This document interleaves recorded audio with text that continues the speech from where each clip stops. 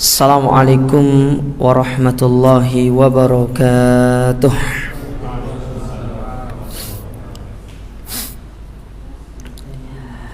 Innal hamdalillah nahmaduhu wa nasta'inuhu wa nastaghfiruh wa na'udzu billahi min shururi anfusina wa min sayyiati a'malina. من يهده الله فلا مضل له ومن يضلل فلا هادي له وأشهد أن لا إله إلا الله وحده لا شريك له وأشهد أن محمدا عبده ورسوله يا أيها الذين آمنوا اتقوا الله حق تقاته ولا تموتن إلا وأنتم مسلمون أما بعد فإن أصدق الحديث كتاب الله وخير الهدى هدى محمد صلى الله عليه وعلى آله وسلم وشر الأمور محدثاتها فإن كل محدثة بدعة وكل بدعة ضلالة وكل ضلالة في النار. معاشر المسلمين والمسلمات, para jamaah yang semoga senantiasa dirahmati serta dimuliakan oleh Allah. Alhamdulillah, kita bersyukur kepada Allah Azza wa Jalla di kesempatan yang berbahagia ini. Allah Subhanahu wa Ta'ala kembali mempertemukan kita di dalam salah satu taman di antara taman-taman surga. Ya, jazakumullah khair. Di dalam salah satu rumah di antara rumah-rumahnya, di dalam salah satu majlis di antara majlis-majlis ilmu yang ada di dunia ini. Nabi alaihi salatu wassalam pernah bersabda, "Idza marartum bi riyadil jannati farta'u." Apabila salah seorang di antara kalian melewati salah satu taman di antara taman-taman surga, maka singgahlah di dalamnya. Kita disuruh untuk singgah. Maka para sahabat bertanya, "Wa ma hiya riyadul jannah?" Apa itu taman surga yang ada di dunia?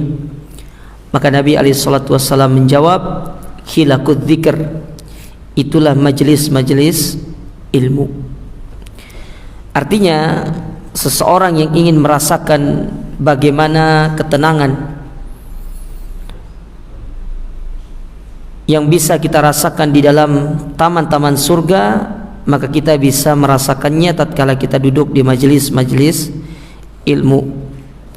Oleh karenanya para jamaah sekalian, tetaplah semangat untuk kita bisa terus hadir di dalam majelis-majelis ilmu, dengan harapan semoga Allah Subhanahu wa Ta'ala memberikan kita keutamaan-keutamaan yang dijanjikan dari orang-orang yang hadir di dalam majlis-majlis ilmu tersebut.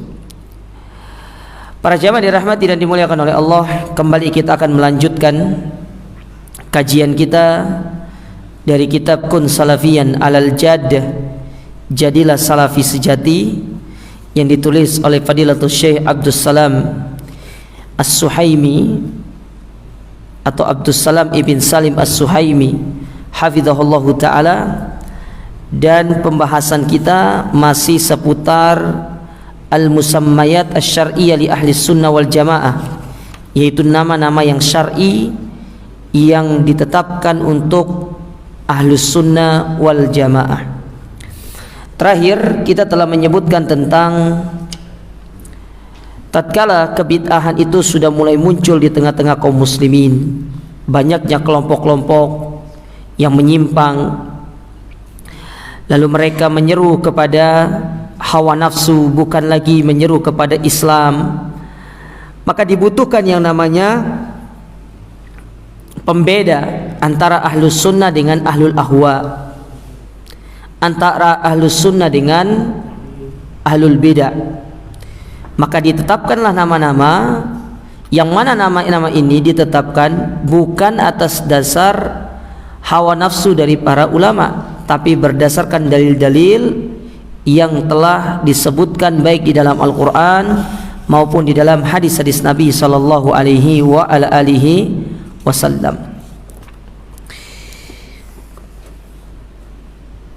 Yang mana penamaan tersebut itu berdasarkan dalil, berbeda dengan penamaan dari kelompok-kelompok yang menyimpang. Yang mana kelompok-kelompok yang menyimpang tersebut mereka dinamakan dengan berbagai macam bentuk. Yang pertama, mereka itu dinamakan berdasarkan pendirinya, ya, kepada yang mendirikan kelompok tersebut. Contoh misalkan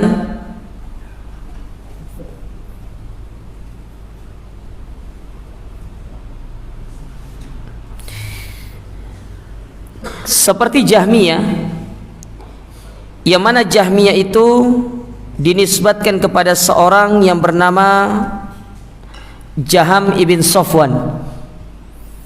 Jadi kelompok Jahmiyah itu dinisbatkan kepada nama pendirinya yang bernama Jaham ibn Safwan. Begitu pula kelompok yang namanya Zaidiyah, yang mana kelompok Zaidiyah ini dinisbatkan kepada seorang yang bernama Zaid ibn Ali ibn Husain. Ya, ini kelompok dari Syiah yang mana mereka pendukung setia dari Zaid. Ada juga Kullabiyah yang dinisbatkan kepada seorang yang bernama Abdullah bin Kullab.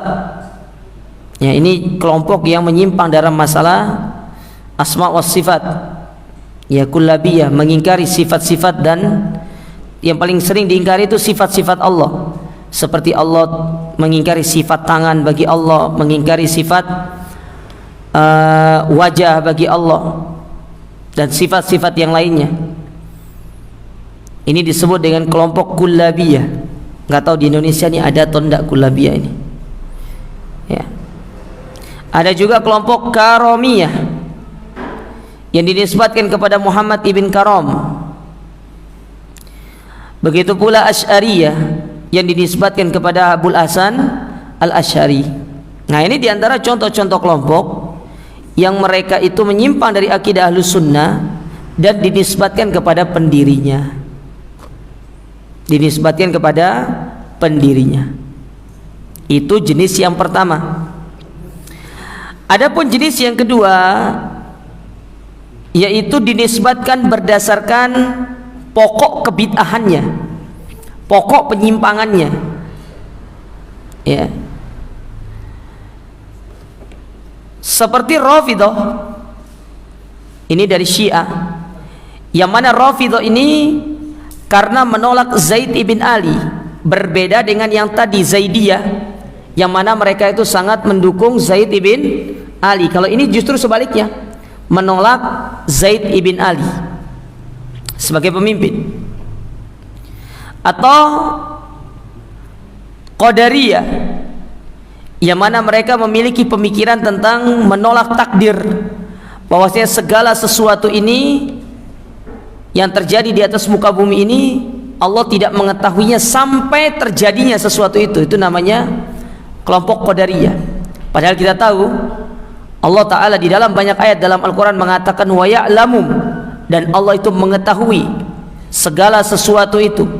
Bahkan sebelum sesuatu itu terjadi, bagaimana akan terjadinya, kondisi terjadinya, itu Allah mengetahuinya. Tidak seperti manusia, karena Allah itu memiliki pengetahuan yang sangat luas. Ilmu Allah itu mencakup perkara yang telah berlalu, yang sedang terjadi, dan yang akan datang. Adapun ilmunya manusia, ilmu manusia itu terbatas. Hanya dia mengetahui yang sedang terjadi, sesuatu yang telah terjadi. Adapun yang akan terjadi, maka tidak diketahui oleh manusia sampai sesuatu itu terjadi. Yes. Sampai sesuatu itu terjadi. Contoh hari kiamat, kita tidak tahu kapan terjadi hari kiamat. Cuma yang jelas harinya adalah hari Jumat itu toh. Tapi tahunnya, ya, tanggal berapa, bulan berapa, Jumat di bulan keberapa, tidak ada yang tahu. Sampai Nabi Muhammad saja nggak tahu kapan terjadinya hari kiamat tersebut. Begitu pula kelompok yang bernama Sufi, ya, Sufi, yang mana Sufi ini dinisbatkan kepada suf karena mereka itu diidentik dengan suka memakai pakaian yang terbuat dari wol, ya, dari wol, yang mana untuk menunjukkan mereka itu adalah orang yang zuhud, tapi zuhudnya itu salah. Karena zuhud mereka tidak sesuai dengan tuntunan syariat. Syariat menganjurkan kita zuhud, jamaah. Sebagaimana kata Nabi SAW, izhad fima indan nas yuhibbakallah. Zuhudlah terhadap apa yang ada pada manusia, Allah akan mencintaimu. Artinya zuhud itu tidak boleh kita satu iri sama apa yang dimiliki orang lain. Yang kedua, zuhud itu kita kalau melakukan sesuatu atau ingin melakukan satu perbuatan, kira-kira bermanfaat enggak untuk dunia dan akhirat? Kalau tidak, enggak usah dikerjakan. Itu namanya zuhud. Bukan zuhudnya seperti orang-orang sufi yang mereka melambangkan kezuhudan itu dengan hidup secara sederhana, berpakaian secara sederhana, makan secara sederhana. Bukan seperti itu. Sehingga untuk menunjukkan mereka itu zuhud, mereka menggunakan pakaian yang, ya, itu wol, itu tidak mau menggunakan pakaian yang lebih baik daripada itu. Termasuk dalam masalah makanan, mereka tidak mau makan makanan-makanan yang itu mengandung unsur kesombongan, seperti makan daging, karena nanti akan menunjukkan kesombongan. Padahal daging kita disuruh makan sama Allah Subhanahu wa ta'ala. Tapi itulah mereka, penyimpangan yang mereka lakukan itu jauh dari tuntunan syariat. Ya, contoh yang lain seperti Murji'ah. Murji'ah ini adalah kelompok yang mengatakan iman itu, amal itu bukan bagian dari iman. Jadi orang beramal tidak terpengaruhi kepada imannya. Artinya semakin orang itu banyak beramal, imannya tidak bertambah, biasa-biasa aja gitu. Begitu pula semakin orang itu bermaksiat, itu tidak akan berpengaruh kepada imannya. Jadi iman itu tidak dipengaruhi oleh amal. Yang penting iman itu ucapan dengan lisan, meyakini dengan hati. Sudah cukup gitu doang. Adapun amal itu tidak mempengaruhi iman dan dia bukan bagian dari iman. Maka kita katakan amal itu merupakan bagian daripada keimanan. Dan amal itu mempengaruhi iman. Semakin seorang itu beramal dengan ikhlas, semakin keimanannya akan bertambah di sisi Allah. Tapi semakin seorang itu meninggalkan amal, masuk ke dalam perbuatan maksiat, maka akan semakin mempengaruhi kualitas keimanannya yang akan semakin menurun di sisi Allah Ta'ala. Makanya banyak kita dapati orang-orang yang bermaksiat kepada Allah, meninggalkan amal, menyebabkan iman mereka itu pudar, sehingga mudah untuk melakukan kemaksiatan lain, dan bahkan bisa mengeluarkan mereka dari agama Islam. Nah, makanya orang-orang Murji'ah mereka menganggap amal itu tidak masuk ke dalam iman. Ya, amal itu tidak masuk ke dalam iman. Maka kita katakan amal itu bagian daripada iman, dan dia merupakan di antara salah satu yang bisa meninggikan keimanan kita kepada Allah Subhanahu wa ta'ala. Nah, itu jenis yang kedua dari sisi pokok pemikirannya. Adapun jenis yang ketiga, yaitu disebabkan karena mereka keluar dari pemimpin kaum muslimin, atau mereka keluar dari guru-guru mereka. Contoh Khawarid. Kenapa mereka dikatakan Khawarid? Karena mereka keluar dari pemimpin kaum muslimin, mereka memberontak. Ya, makanya mereka dikatakan Khawarid. Begitu pula Mu'tazilah, yang mana Mu'tazilah ini pendirinya Wasil bin Atha. Kenapa mereka dikatakan Mu'tazilah? Karena mereka keluar dari majelisnya Hasan al-Basri, menyendiri, tidak mau ikut dari majelis Hasannya al-Basri, karena mereka menyelisihi pemikiran Hasan al-Basri, bahwasanya kata Hasan al-Basri, pelaku dosa besar itu tahta masyiatillah di hari kiamat. Mereka itu tidak kafir, tidak keluar dari Islam. Mereka tidak keluar dari Islam. Tapi orang-orang Mu'tazilah meyakini bahwasanya orang-orang pelaku dosa besar mereka itu tidak kafir, tidak mukmin, tapi kalau di hari kiamat atau di akhirat mereka itu kekal di dalam api neraka. Maka kita katakan orang-orang yang kekal di dalam api neraka itu adalah orang-orang yang keluar dari Islam dan juga pelaku perbuatan syirik. Ya. Nah, ini contoh pemikiran-pemikiran yang terjadi di dalam agama kita.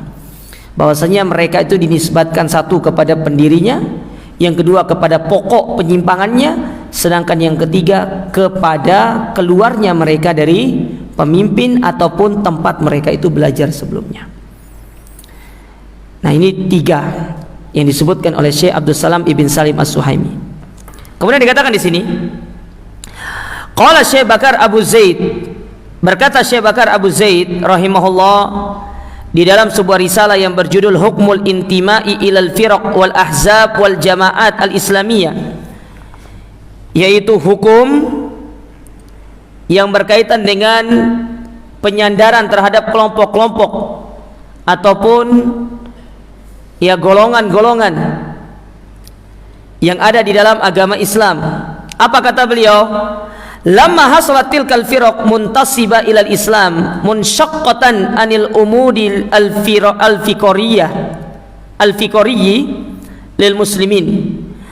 Maka ketika muncul kelompok-kelompok yang menisbatkan diri mereka kepada agama Islam, padahal dari sisi pokok pemikiran mereka itu jauh dari pemikiran Islam, dari akidah Islam, zaharat alqabuhum asy-syar'iyyah al-mumayyiza li jama'atil muslimina yunafil firaq wal ahwa anhum. Maka perlu sekiranya untuk kita itu memunculkan nama-nama yang syar'i bagi jamaah kaum muslimin sebagai bentuk penolakan mereka, sebagai bentuk penolakan kita atas kelompok tersebut yang mereka mengikuti hawa nafsunya. Ya, mereka mengatakan diri mereka Islam, tapi dari sisi pokok pemikiran mereka tidak seperti apa yang diajarkan oleh Nabi SAW dan para sahabat. Contohnya itu tadi, orang-orang Qadariyah, mereka menolak tentang takdir, bahwasanya Allah itu tidak mengetahui sesuatu sampai terjadi. Maka ini menyimpang dari apa yang diyakini oleh Nabi SAW dan para sahabat, yang mana Nabi SAW telah menyebutkan kepada kita baik di dalam Al-Quran maupun dalam hadis-hadis beliau bahwasanya Allah itu mengetahui segala sesuatu yang akan terjadi, yang sedang terjadi ataupun yang telah terjadi. Bahkan Syekh Abdurrahman Ibn Nasir As-Sa'di ketika beliau menyebutkan tentang salah satu di antara nama Allah yaitu Al-Basir dalam tafsir beliau, tatkala Allah menafsirkan firman Allah Ta'ala, laisa kamitslihi syai' wa huwas samiul basir, Allah itu tidak serupa dengan makhluknya dan dialah yang maha mendengar lagi maha mengetahui. Apa makna Al-Basir di situ? Kata Syekh Abdurrahman bin Nasir As-Sa'di, dialah Allah yang mengetahui segala sesuatu, bahkan sampai semut hitam di atas batu hitam di tengah kegelapan malam, Allah tahu bagaimana semut itu berjalan ataupun melakukan aktivitas di tengah gelap gulitanya malam. Kalau kita kan tidak tahu, Allah itu tahu. Kita kadang-kadang kalau suruh cari semut hitam di depan itu kayaknya belum ketemu itu. Ya. Cari semut hitam di depan itu, bisa jadi tidak ketemu. Coba tidak usah pakai senter, kira-kira bisa atau tidak? Kadang-kadang pakai senter pun tidak ketemu. Coba cari jangkrik yang krik-krik suaranya, ada suaranya krik-krik itu tidak ketemu kita itu. Ya. Apalagi suruh cari semut hitam yang hitam sekali di tengah kegelapan malam di atas batu hitam. Kadang-kadang di atas keramik kalau sudah gelap gak kelihatan kok. Apalagi di atas batu hitam. Nah, Allah itu tahu semuanya. Dan ayat-ayat yang menjelaskan semua itu sangat banyak. Ya. Contohnya di dalam Al-Quranul Karim, kata Allah Subhanahu wa ta'ala dalam surat Al-An'am Pada ayat yang ke-59 apa kata Allah? Wa indahu mafatihul ghaib la ya'lamuha illa huwa. Dan di sisi Allah lah kunci-kunci yang gaib, tidak ada yang mengetahuinya kecuali Dia. Wa ya'lamu ma fil barri wal bahr. Allah tahu apa yang ada di dalam perut bumi dan apa yang ada di dalam lautan. Antum sedang makan ikan enggak? Senang kan Pak ya? Saya mau tanya sama antum. Berapa jenis ikan yang ada di Laut Jawa ini?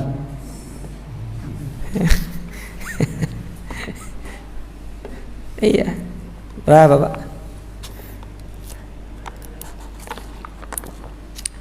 Kadang-kadang ada ikan yang tidak ada di Laut Jawa, adanya di laut lain.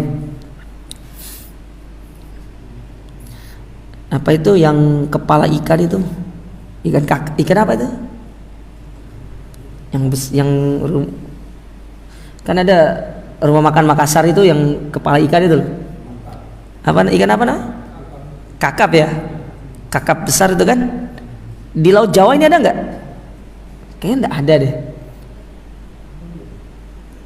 Karena saya ke pasar ikan cari ikan itu tuh, yang ketemu gurami Pak. Gurami, mujair ya banyak. Ya. Di Surabaya saya tidak tahu ya, pasar ikan selain Pabean itu saya tidak tahu. Kalau Sidoarjo kan di sana tuh, Lingkar Timur itu kan. Saya tidak ngerti tempat ikan lain. Atau Sidoarjo yang satunya, kayaknya Sidoarjo yang satunya yang dekat bandara itu kayaknya banyak kan bandang di situ tuh. Ya, tempat pelelangan ikan itu. Saya cari itu tidak ada ikan itu tuh. Ya kita kembali ke, jangan kita ngomong ikan. Lapar jadi kita ini. Berapa jenis ikan di dalam lautan itu? Tidak ada yang tahu siapa. Tidak usah lah, tidak usah lautan. Uban, antum tahu nggak berapa uban antum Pak? Bu, tahu nggak berapa jumlah ubannya? Hah? Kalau tahu saya kasih hadiah Bu. Saya kasih hadiah. Tidak ada yang tahu jumlah rambutnya aja deh, berapa nih? Tidak ada yang tahu. Jumlah bintang nggak ada yang tahu.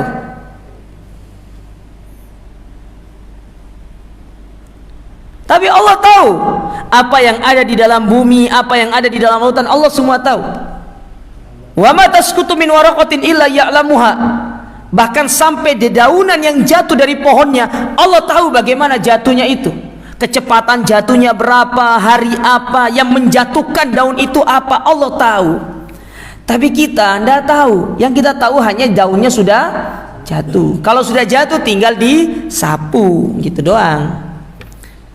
Tapi nggak tahu kita daun itu tadi malam jatuh, tiba-tiba keluar besok paginya sudah banyak daun jatuh. Kita tidak ngerti ini daunnya jatuh karena apa, karena angin kah, atau karena hewan apakah, atau memang sudah saatnya jatuh, kita tidak tahu. Estimasi, tidak ada ilmu yang pasti itu dalam diri kita mengetahui tentang jatuhnya daun tersebut. Tapi yang kita bisa pahami, daun itu sudah jatuh, itu doang.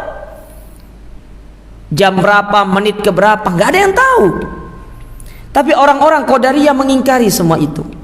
Makanya mereka itu dikatakan keluar dari agama, dari pemahaman Ahlus Sunnah, karena mereka itu mengingkari pokok dari pokok-pokok agama kita. Mereka tidak kafir Pak ya, tapi mereka hanya dikatakan keluar dari pemahaman Ahlus Sunnah. Karena ini bertentangan dengan ayat-ayat yang ada di dalam Al-Quranul Karim. Ini diantaranya surat Al-An'am ayat 59 ini. Allah mengetahui apa yang ada di dalam lautan, apa yang ada di dalam perut bumi. Berapa jumlah emas yang ada di Indonesia ini, terutama misalkan di Papua sana, berapa jumlah emas yang ada di Freeport sana, itu Allah tahu jumlahnya berapa. Manusia nggak tahu. Makanya manusia hanya berestimasi bahwasanya tambang ini masih bisa dieksplor sampai sekian tahun. Itu kan estimasi kita, tapi kan nggak tahu pasti atau tidak. Itu hanya sekedar estimasi saja.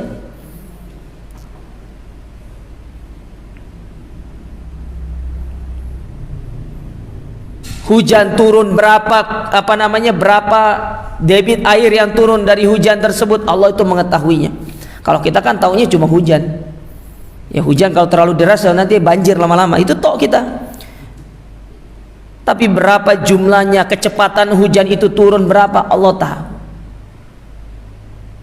Air hujan ini dari laut mana itu Allah mengetahuinya, sementara manusia tidak. Nah, ilmu Allah itu luas, tidak seperti yang dibayangkan oleh orang-orang Qadariyah. Nah, kata Syekh Bakar Abu Zaid, perlu untuk kita itu menunjukkan memunculkan nama-nama yang lain supaya untuk menjadi pemisah antara Ahlus Sunnah dengan orang-orang yang menyimpang dari akidah yang benar. Sawa'an ma kana lahum minal asma' thabitan lahum bi asli syar'i. Ya. Bagi baik nama-nama tersebut telah ditetapkan dalam syariat seperti Al-Firqah An-Najiyah, Al-Jamaah, At-Taifah Al-Mansurah, au biwasitatil tizami bis sunnah amama ahlil bidah, atau dengan cara kita itu berpegang kepada sunnah-sunnah di hadapan para ahlul bid'ah. Walihada hasala lahum ar-rabtu bis sadril awal faqila lahum as-salaf ahlu haditsin ahlul athari ahlus sunnah wal jamaah, sehingga mereka disebut dengan salaf, ya, ahlul hadits, ahlul athar, dan juga ahlus sunnah wal jamaah. Jadi nama-nama ini yang diberikan kepada dakwah salafiyah itu bukan nama yang sembarangan, tapi berdasarkan dalil-dalil yang telah ditetapkan oleh syariat, dan itu dikeluarkan oleh para ulama kita supaya lebih mudah bagi kita untuk menamakan diri kita dengan nama-nama tersebut. Contoh misalkan, kenapa mereka disebut dengan salaf? Salaf itu artinya terdahulu. Jadi dakwah salaf adalah dakwah yang mengikuti dakwanya orang-orang terdahulu. Itu maksudnya dakwah salaf. Lawannya salaf itu namanya kholaf, orang-orang belakangan. Nah, siapa salaf itu? Salaf itu yaitu Nabi dan para sahabat, karena mereka salaf pertama kita. Salaf pertama kita. Makanya orang yang menisbatkan diri mereka kepada dakwah salaf disebut dengan salafi. Paham ya? Jadi orang yang menisbatkan diri mereka kepada dakwah salaf disebut dengan salafi. Orang yang mengikuti dakwah salaf disebut dengan salafi. Sedangkan yang dimaksud dengan dakwah salaf adalah dakwah yang kembali mengikuti bagaimana dakwanya para salaf. Kalau ditanya siapa para salaf, maka jawabannya adalah Rasul dan para sahabat, mereka lah salaf kita. Hum salafunas soleh. Ya, mereka adalah salaf kita yang soleh. Dan perkataan ini pernah disampaikan oleh Nabi SAW kepada Fatimah. Apa kata Nabi SAW kepada Fatimah radhiyallahu ta'ala an? Kata Nabi SAW, nikmas salafu analaki. Sebaik-baik pendahulu bagi kamu wahai Fatimah adalah aku, kata Nabi SAW. Artinya Nabi itu adalah beliau sebagai pendahulu dalam agama ini. Maka kalau dia tanya, kan biasanya sering ditanya, itu ketuanya dakwah salaf itu, kajian salaf itu siapa? Jawabannya Rasul, itu ketuanya. Ya, nggak ada ADART-nya Pak, kita itu dakwah salaf itu. Kecuali kalau antum mau buat yayasan, baru ada ADART-nya. Dakwah salaf nggak ada ADART-nya. Ya, KTA-nya nggak ada, Rakernasnya nggak ada. Ada Pak Rakernasnya?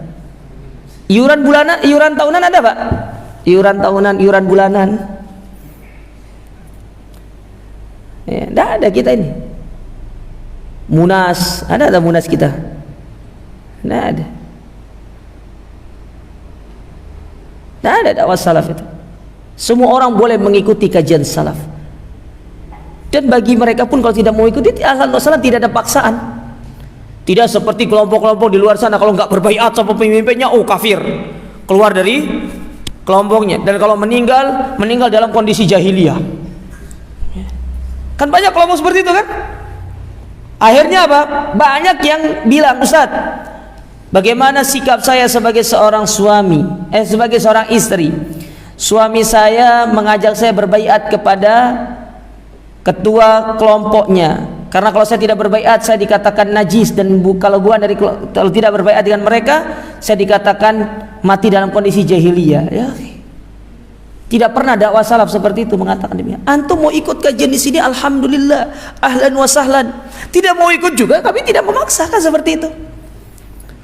Ya. Mau 1-2 orang yang ikut kajian tidak masalah, karena kebenaran itu bukan diukur oleh jumlah. Syekh Muhammad Amin Asy-Syinkiti, salah seorang ulama besar di Saudi, di Masjid An-Nabawi, salah seorang guru dari Syekh Muhammad bin Shalih Al-Utsaimin. Beliau pernah mengajar di Masjid Nabawi, yang hadir itu 1, kadang-kadang nggak ada yang hadir, tapi tetap beliau ceramah di hadapan di Masjid Nabawi tersebut. Banyak orang lalu lalang, tapi beliau tetap ceramah. Dikatakan kepada beliau, kenapa engkau tetap berceramah?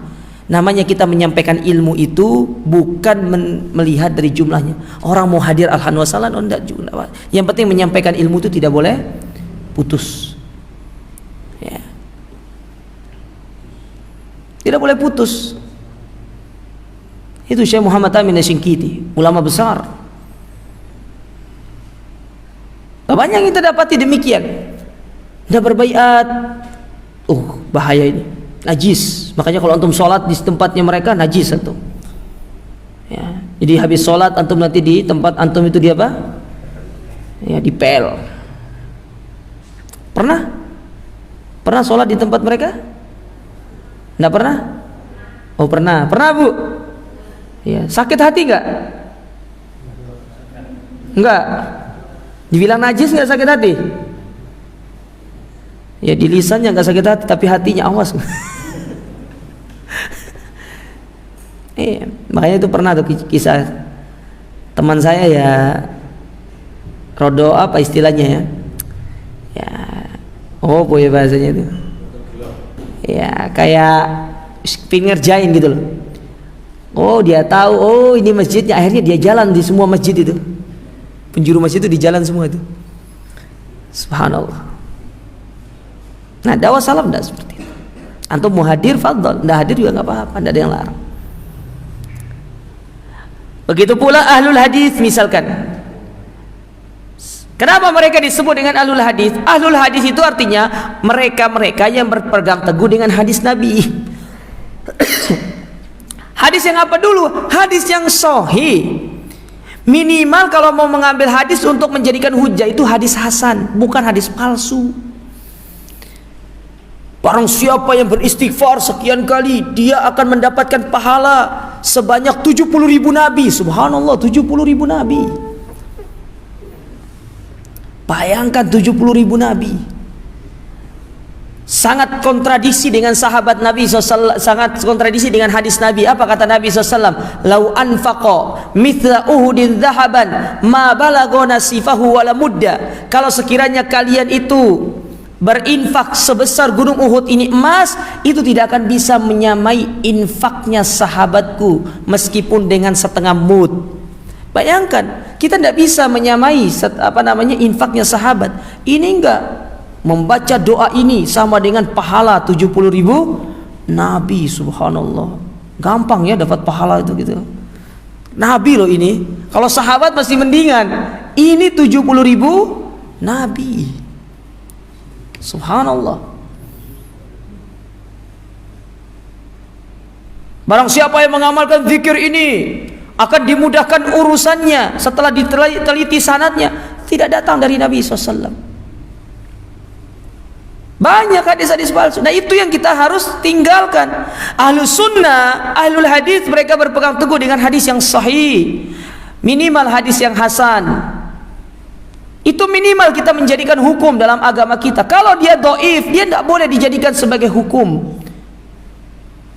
Meskipun secara makna benar, tapi kalau secara status derajat hadis itu dhaif, tidak boleh dia jadikan sebagai hukum di dalam kita beragama. Minimal hasan. Maka kita sering dapati para ulama ketika menyebutkan derajat hadis ini hasan, berarti boleh diamalkan. Kalau dhaif tidak boleh diamalkan. Makanya para ulama ketika mendapati hadis-hadis yang dhaif dalam sebuah buku, mereka mengkritisi hadis ini dhaif, tidak boleh untuk diamalkan. Lihat bagaimana Ahlus sunnah sangat perhatian terhadap hadis Nabi SAW. Karena ancaman dari Nabi SAW mengatakan, man kadzaba alayya muta'ammidan falyatabawwa maq'adahu minan nar. Orang yang berdusta atas nama Nabi berarti dia telah memboking tempat duduknya di dalam api neraka. Jadi harus dipesan tempat duduknya itu. Karena kalau kita mengamalkan hadis dhaif, hadis palsu, berarti kita meyakini hadis ini datang dari Nabi, sementara Nabi tidak pernah mengajarkan hadis tersebut kepada kita.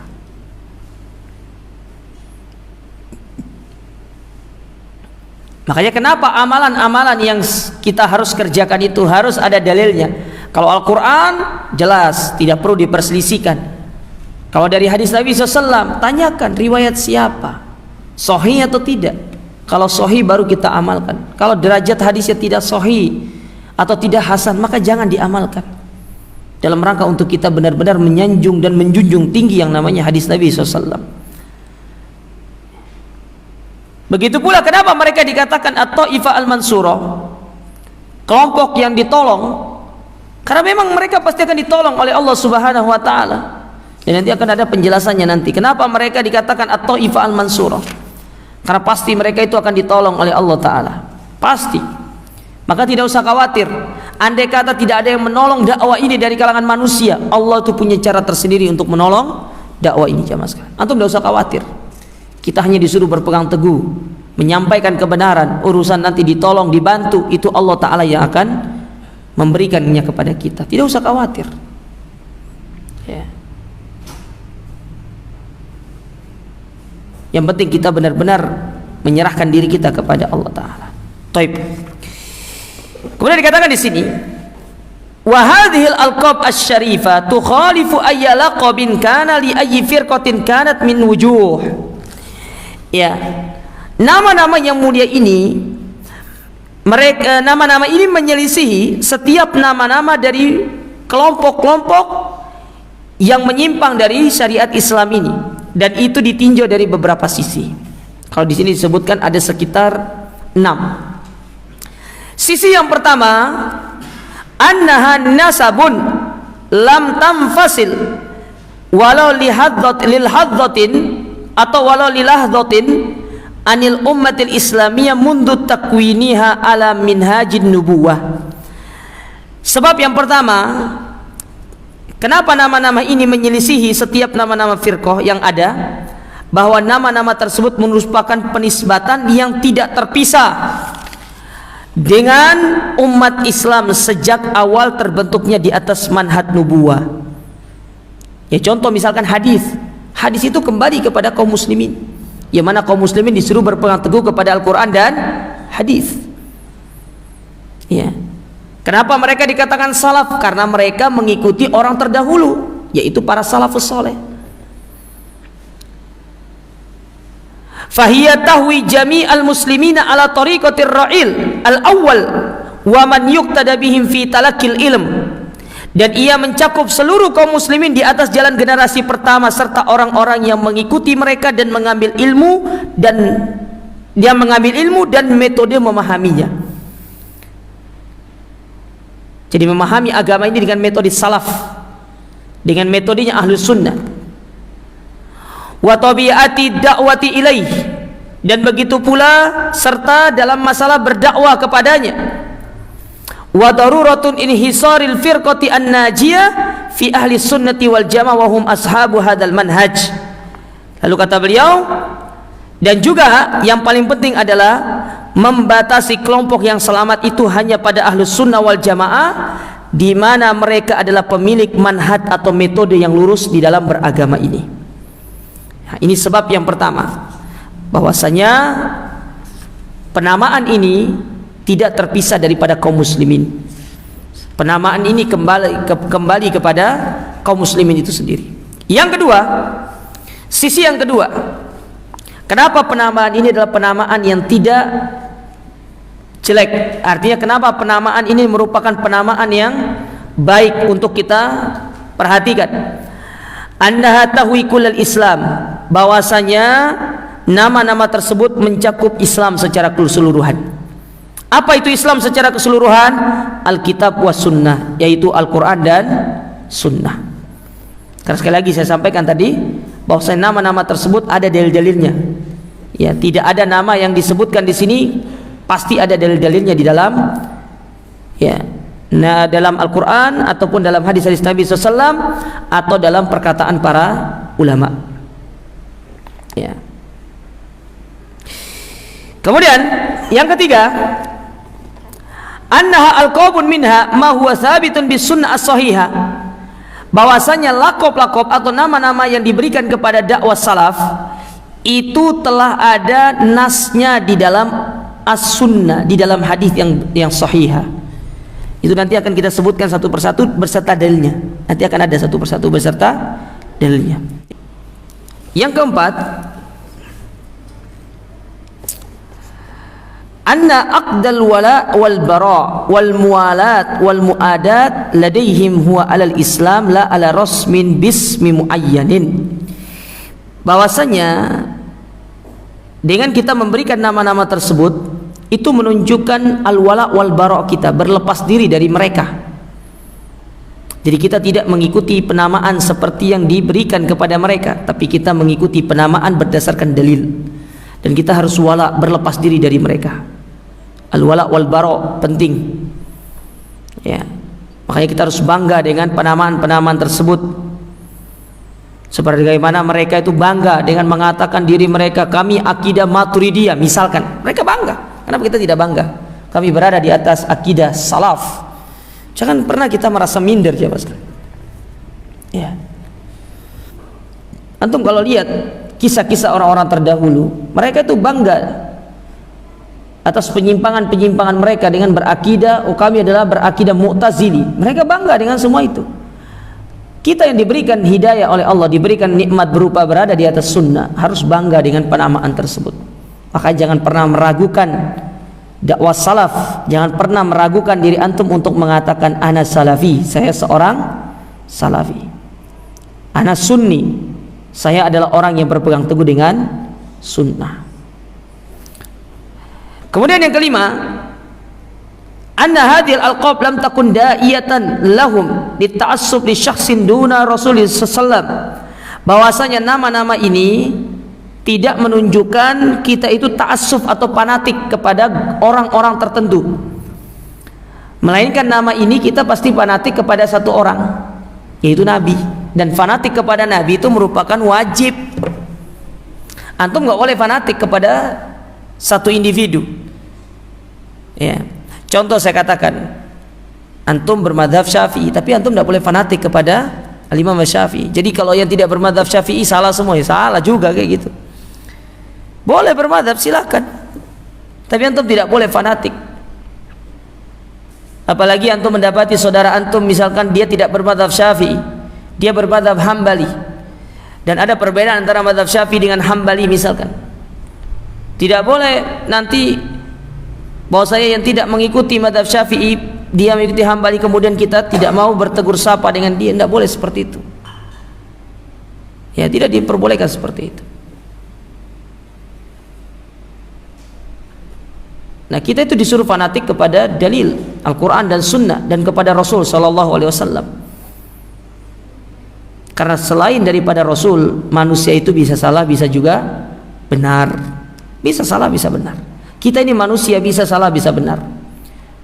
Begitu pula para dai, para ustadz, kadang apa yang disampaikan oleh mereka ada juga kesalahan di dalam penyampaiannya. Kalaupun ada kesalahannya, maka ketahuilah itulah manusia. Namanya manusia itu pasti akan ada kesalahannya. Berbeda dengan Nabi. Nabi itu ada wahyu dari Allah Ta'ala. Apa yang beliau ucapkan itu merupakan wahyu dari Allah. Sedangkan yang terakhir, yang keenam, ya, kenapa nama-nama ini menyelisihi laqab-laqab ataupun penamaan kepada kelompok-kelompok tersebut? Anna hadhil alqab la tufdi ila bid'ah, karena nama-nama ini tidak menghantarkan kita kepada kebid'ahan, wala maksiatin, tidak pula kepada kemaksiatan, wala asabiyah li sakhsin muayyanin, ataupun kepada fanatik terhadap individu tertentu. Ya, coba untuk melihat Ahlus Sunnah wal Jamaah, mana fanatiknya? Kalau dikatakan fanatik, ya kita fanatik kepada ahlus sunnah. Apa sih ahlus sunnah itu? Yang berpegang teguh dengan sunnah. Sunnah siapa? Sunnahnya Nabi. Ya, sunnahnya Nabi. Ahlul hadis, kita dikatakan ahlul hadis. Fanatik kepada siapa? Kepada hadis Nabi SAW. Emang ada hadis selain hadis Nabi? Tidak ada. Begitu pula kita dikatakan sebagai as-salaf, salafi. Kenapa dikatakan salafi? Karena kita berpegang teguh dan fanatik kepada para salaf terdahulu, yaitu Rasul dan para sahabatnya. Wong mereka adalah manusia yang terbaik. Rasul kita adalah Rasul terbaik. Sahabat adalah manusia terbaik setelah para nabi dan Rasul. Tidak ada yang terbaik selain mereka. Maka kita berfanatik kepada generasi terbaik daripada umat ini. Dan itu tidak ada apa-apa. Tapi berbeda dengan kelompok-kelompok mereka. Coba mereka fanatiknya kepada siapa? Mereka orang Jahmiyah, berarti fanatik kepada pemikiran Jaham bin Safwan. Mereka orang-orang Mu'tazilah, berarti berfanatik kepada pemikiran Wasil bin Atha. Mereka orang-orang Asy'ariyah, berarti mereka berfanatik kepada pemahaman Abu Hasan al-Asy'ari. Padahal sendiri Abu Hasan al-Asy'ari itu sudah tobat. Tapi mereka tidak mau mengikuti taubatnya beliau. Justru mereka tetap berada pada pemikiran beliau yang dulu. Abu Hasan al-Asy'ari sebelum meninggal dunia, beliau berlepas diri dari pemikiran beliau dan beliau kembali kepada pemahaman Ahlus Sunnah wal Jamaah. Tapi kebanyakan kaum muslimin tidak mengambil tobatnya Abu Hasan al-Asy'ari, justru tetap berada pada penyimpangan yang dulu sebelumnya beliau berada di atasnya. Padahal beliau mengarang sebuah kitab yang untuk menjelaskan beliau bertobat dari semua itu, yaitu yang disebut dengan kitab Al-Ibanah an Usulid Diyanah. Al-Ibanah itu punya Abu Hasan al-Asy'ari untuk membantah beliau itu sudah bertobat dari pemikiran-pemikiran beliau yang dulu, seperti menetapkan sifat Allah hanya 20. Beliau bertobat menetapkan seluruh sifat-sifat Allah. Namun yang terjadi di tengah-tengah kaum muslimin, mereka tetap mengambil pemikiran beliau yang dulu, padahal beliau sudah bertobat.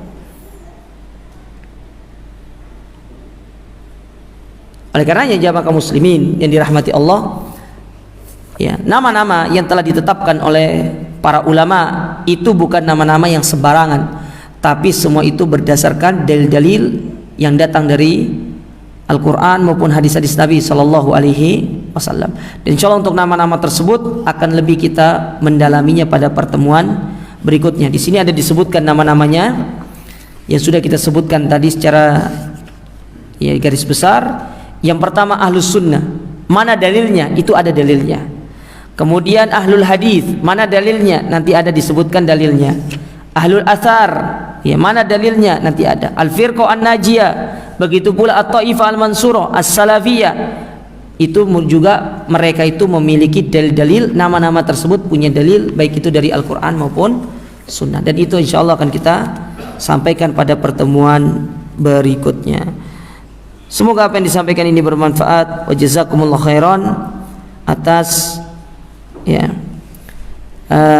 perhatian antum semuanya. Kita akhiri. Subhanakallahumma rabbana bihamdika asyhadu an la ilaha illa anta astaghfiruka wa atubu ilaik. Wassalamualaikum warahmatullahi wabarakatuh.